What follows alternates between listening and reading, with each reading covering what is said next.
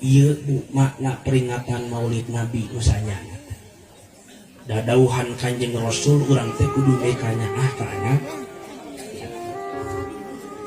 Teteh namanya siapa sayang? Megi Ilma. Kelas berapa? Kelas 6. Kelas 6 SD. Mama masih ada? Ada. Bapak masih ada? Dari usia berapa ditinggal sama bapak? 6 bulan. 6 bulan. Teteh siapa namanya sayang? Jara. Jara bapak masih ada? Mama masih ada? Masih ada. Iya Bu, nu karieu berkah muludan teh. Lamun aya anak yatim di lembur urang tuluy diantar. Kalaparan anakna dosa salembur Bu. Wayana ngan di mana anak yatim maksudna nu disebutkeun yatim cek para ulama lain maksudna teu gaduh ibu jeung bapak. Tapi maksudna yatim teh yatimul ilmi, yatim teu boga ilmu. Nu pertama ku urang dikudah dipasikeun ka ieu murang kali wayahna dina bab ilmu kedah dijejeukeun. Insya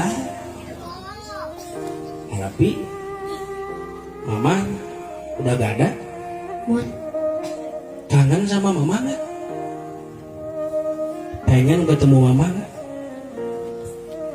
Batur mah ke lebaran aya suntangan ka ibu.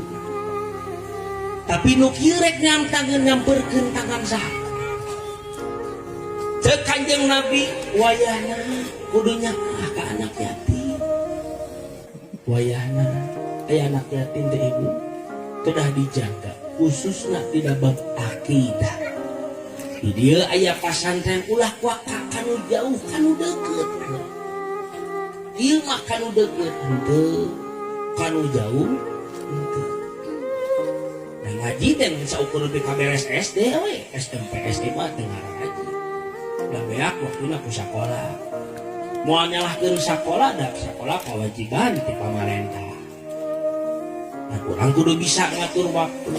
Kumaha atuh lamun ibu jeung bapak geus teu bisa ngadidik budak, budak asupkeun ka pasantren.